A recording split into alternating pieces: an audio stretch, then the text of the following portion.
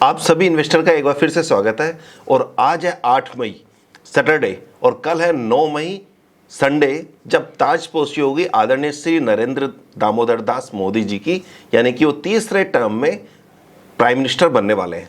Important बात यह है कि तीसरा टर्म उनके लिए डिफिकल्ट भी रहने वाला है और साथ ही साथ चैलेंजिंग भी रहने वाला है, और उन्होंने चैलेंज को एक्सेप्ट भी किया है और उन्होंने साफ संदेश दिया है कि ये टर्म कठिन फैसले लेने वाला टर्म होगा। लेकिन हम आते हैं शेयर बाजार पर। शेयर बाजार के पॉइंट ऑफ व्यू से जिस दिन इनके 240 सीटें आई थी उस दिन बाजार क्रैश हुआ था, और 4 तारीख को उसी दिन शाम को हमने या ड्यूरिंग मार्केट आवर भी लाइव किया था मैंने, और साथ ही साथ शाम को भी एक वीडियो बना के कहा था कि ये बॉटम बन चुका है, बाजार यहां से ठीक होगा, और पूरी कैलकुलेशन मैंने दी थी जिसका लिंक यहां डिस्क्रिप्शन पे है, आप चाहे तो एक बार दोबारा देख लीजिएगा। तो वैसे तो मोदी जी ने खुद ने कहा है कि ये मीडिया वाले ये कयास लगाना बंद कर दो या ये मंत्रालय बनाना बंद कर दो, लेकिन फिर भी मैं उम्मीद जता रहा हूं, हम मार्केट के पॉइंट ऑफ व्यू से ये प्रेडिक्ट करने की कोशिश कर रहा हूं कि क्या पोर्टफोलियो होना चाहिए अभी तक की सिचुएशन को देखते हुए। वैसे ये मेरा काम नहीं है और वैसे ये मेरा ज़्यादा एक्सपर्टाइज वाले एरिया भी नहीं है, पर जितना कुछ मैं समझता हूं उस हिसाब से एक कयास लगाने की कोशिश करते हैं। और उससे इंपॉर्टेंट बात क्या है, इसका स्टॉक मार्केट पर क्या फर्क पड़ेगा, क्या ताजपोशी के बाद में यानी कि मंडे ऑनवर्ड्स बाजार में तेजी रहेगी या मंदी रहेगी, ये यूनिक आंसर होने वाला है जो आपकी एक्सपेक्टेशन से बाहर होगा। तो आइए सबसे पहले हम बात करते हैं। मोदी जी कल शाम को 7 बजे के आसपास शपथ ग्रहण करने वाले हैं और इसकी पूरी तैयारियां जोर शोर पे चल रही है। नंबर दूसरी बात, जितना मुझे लगता है कि ये मोदी स्टाइल का ही एडमिनिस्ट्रेशन रहने वाला है, चाहे ये गठजोड़ की सरकार हो, लेकिन मोदी जी ने जैसा रिएक्शन, जैसा उनकी बॉडी लैंग्वेज बोल रही है, वो अपने टोन को सॉफ्टर करने में बिल्कुल भी इंटरेस्टेड नहीं है। लेकिन इतना जरूर है कि वो सबको साथ लेने के लिए जरूर प्रयास कर रहे हैं और प्रयास करना भी पड़ेगा और सबको साथ में लेके चलना पड़ेगा। क्योंकि सबको साथ लेके चलना है तो ये 4 मेन मंत्रालय तो ये किसी को नहीं देंगे जो इनके खुद के पास रखेंगे, जो है नंबर 1 फाइनेंस, रक्षा, होम मिनिस्ट्री और फॉरेन मिनिस्ट्री। ये चारों तो मिनिमम इनके पास रहेगी, उसके अलावा बाकी डिस्ट्रीब्यूट कर सकते हैं अलायंस के साथ में। टीडीपी और जेडीयू को निश्चित रूप से कुछ ना कुछ पोर्टफोलियो अलॉटमेंट होगा, लेकिन जीतन राम जी मांझी और चिराग पासवान भी कुछ इंपॉर्टेंट रोल जरूर निभाएंगे इस सरकार में, या कुछ इंपॉर्टेंट पोर्टफोलियो लेके जाएंगे। जहां तक चिराग पासवान की बात है, उनके हाव भाव, बॉडी लैंग्वेज से वो काफी परिपक्व नजर आ रहे हैं। दूसरा, उम्र भी उनके साथ में है, ये इनको कुछ अच्छा मंत्रालय दिला सकता है, क्योंकि उनके पिताजी श्री रामविलास जी पासवान भी इंफ्रास्ट्रक्चर में काफी काम कर चुके हैं, तो इन्हें एक मजबूत पोर्टफोलियो मिल सकता है। विदेश मंत्रालय में कोई ज़्यादा डिफरेंस नहीं लगता है, क्योंकि जयशंकर जी ने बहुत अच्छा काम कर रहे हैं और इससे सरकार खुश भी है, तो वो इसको कंटिन्यू कर सकते हैं। होम मिनिस्ट्री और सड़क मंत्रालय ये भी कंटिन्यू कर सकता है, इसमें भी बहुत ज़्यादा चांसेस नहीं है चेंजेस होने के, जब तक कि मोदी स्वयं ये नहीं चाहें कि मुझे इन दोनों पोर्टफोलियो को चेंज करना है, ये चेंज नहीं होगा।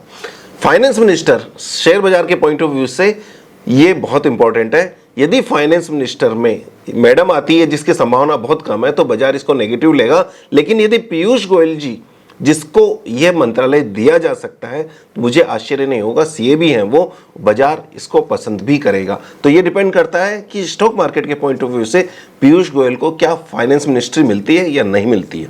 रेल मंत्रालय के बारे में क्या आपके कयास है ये आप बताइए, लेकिन ज़्यादातर लोग ये समझ रहे हैं कि नीतीश कुमार को रेल मंत्रालय मिलेगा।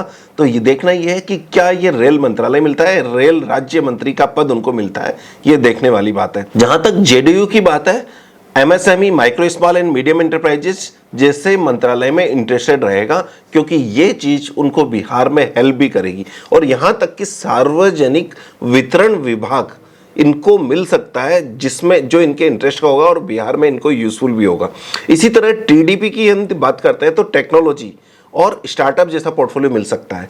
जहां तक चंद्रबाबू नायडू साहब की बात है, ये स्ट्रॉन्ग होके आना या टीडीपी का यहां पर सरकार में हिस्सा बनना, मैं इसको पॉजिटिव ले रहा हूं, क्योंकि चंद्रबाबू नायडू जी ने जो काम अपने स्टेट में किया, कर्नाटक में किया है, वास्तव में काबिले तारीफ है। और दूसरा, पिछले 10 सालों में नॉर्थ का वर्चस्व सरकार में बहुत ज्यादा बढ़ गया था, तो उसको नलीफाई करने के लिए या न्यूट्रल करने के लिए साउथ का भी कुछ रिप्रेजेंटेशन यहां होना चाहिए। यही कारण है कि एक ही मंत्री एमपी केरल से आए हैं, उनको जरूर उस चीज का इनाम मिलेगा। प्रेजेंटली 76 मंत्री हैं, 75-80 के बीच में भी ये नए मंत्रालय में, मंत्रिमंडल में मंत्री होंगे, इसमें कोई शक नहीं होता है। यहां एक इंपॉर्टेंट बात यह है कि जेडीयू और टीडीपी जितना न्यूज मीडिया में चल रहा है उतना बार्गेन नहीं कर पाएंगे या फिर उतना मोल भाव नहीं कर पाएंगे। रीजन कि आगामी चुनावों में बीजेपी के बिना जेडीयू का चुनाव जीत पाना संभव नहीं होगा और ज्यादातर जितनी भी सहयोगी पार्टियां हैं वो अपने राज्य के लिए कुछ न कुछ पाकर खुश होगी, न कि नेशनल राजनीति में ज्यादा हस्तक्षेप करके, यानी कि उनका नेशनल राजनीति में हस्तक्षेप नहीं होगा और ये देश और देश की इकोनॉमी के लिए, शेयर बाजार के लिए अच्छी बात मानी जाएगी। अंत में एक बात और कहूंगा कि समान नागरिक संहिता जैसे बड़े निर्णय को इस समय टाला जा सकता है, लेकिन आर्थिक मोर्चे पर कोई इनकी वर्किंग स्टाइल में चेंज होगा ऐसा लगता नहीं है और वित्तीय सुधार जैसे हैं वैसे ही जारी रहेंगे। एक और इंपॉर्टेंट पॉइंट, वर्तमान लोकसभा अध्यक्ष श्री ओम बिरला जी अपने कार्यकाल में बहुत अच्छा जिन्होंने काम किया है और बल्कि संसद को बहुत ढंग से मैनेज किया था, वो उनको ये पोर्टफोलियो कंटिन्यू हो सकता है। मुझे पर्सनली तो यही लगता है, फीलिंग्स तो यही है। अब यहां एक इंपॉर्टेंट बात आती है कि शिवराज सिंह जी चौहान जिन्होंने इतना अच्छा काम करके दिया है, उनको क्या मिलना चाहिए? क्या ये उनको दी जा सकती है पोस्ट, या शिवराज सिंह जी चौहान को राष्ट्रीय अध्यक्ष बनाया जा सकता है बीजेपी का? ये वक्त ही बताएगा, लेकिन इनके लिए कुछ ना कुछ जरूर रिजर्व होगा। ये सब तो वो बात हो गई कि क्या पोर्टफोलियो कल शाम तक डिक्लेयर हो जाएंगे, लेकिन इंपॉर्टेंट बात क्या है, मंडे को जब बाजार खुलेगा तो बाजार कैसा खुलेगा और साथ में क्या उसके बाद में बाजार कैसा रहेगा, ये सबसे इंपॉर्टेंट बात है। इस बात को यदि आप जानना चाहते हैं तो पहले सब्सक्राइब और लाइक जरूर कर दीजिए। तो मैं आपसे एक ही रिक्वेस्ट करता हूं, यदि आप यूट्यूब पर हैं तो सब्सक्राइब करें, इंस्टाग्राम पर फॉलो करें और फेसबुक पर लाइक करें। यदि आप ऐसा करते हैं तो आप ये मान के चलिएगा कि हमारी खुशी में इजाफा कर रहे हैं। बाजार कैसा रहेगा?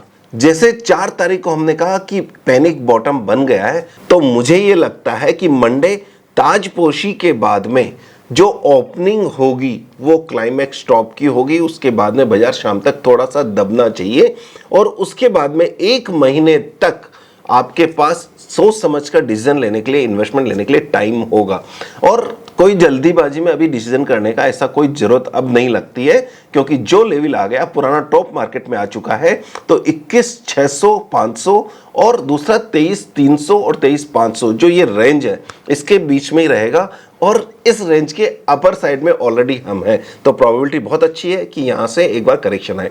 तो यदि मंडे को बाजार खुलता है या गैप अप खुलता है तो वो मैं प्रॉफिट बुक करने में यूज करूंगा। जहां तक मोदी जी की बात है, इस शपथ ग्रहण के बाद में एक उनका फॉरेन टूर शेड्यूल्ड है, शायद G10 का शेड्यूल है, वो वहां जाएंगे। वहां से आने के बाद में सबसे पहला उड़ीसा में बीजेपी की गवर्नमेंट जो 40 साल में पहली बार बन रही है उसके शपथ ग्रहण समारोह में जाएंगे। वहां से आकर 14 तारीख को कर्नाटक में जो चंद्रबाबू नायडू जी सीएम बनेंगे या वहां दोनों की मिलीजुली सरकार है उसके शपथ ग्रहण में जाएंगे। साथ में एक बात हमें ध्यान रखना होगा, नेक्स्ट ईयर भी 3-4 स्टेट में इलेक्शन है, उसके इंपैक्ट को देखते हुए भी बाजार कैसा रहेगा ये देखना बहुत जरूरी है। तो वो इलेक्शन ये बताएंगे कि ये सरकार कितनी मजबूत है, लेकिन हाँ ये मान के चलेगा इकोनॉमिक फ्रंट पर कोई चेंजेस नहीं होने वाला है वर्किंग स्टाइल में, और कल जो मंडे को जो बाजार बनेगा वो क्लाइमैक्स टॉप के साथ खुलेगा।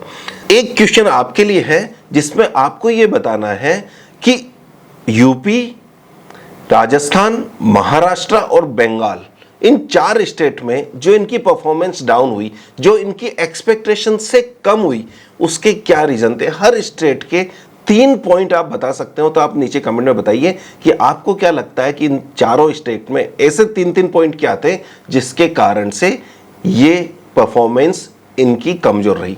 मिलते हैं किसी और वीडियो में, और हाँ इससे पहले एक वीडियो कल भी आपके लिए आ जाएगा जो बड़ा इंटरेस्टिंग रहेगा, उसको देखना मत भूलिएगा। चैनल को सब्सक्राइब नहीं किया तो सब्सक्राइब कर लीजिए, बेल आइकन बजाना मत भूलिएगा। All the best and happy investing. Thank you very much.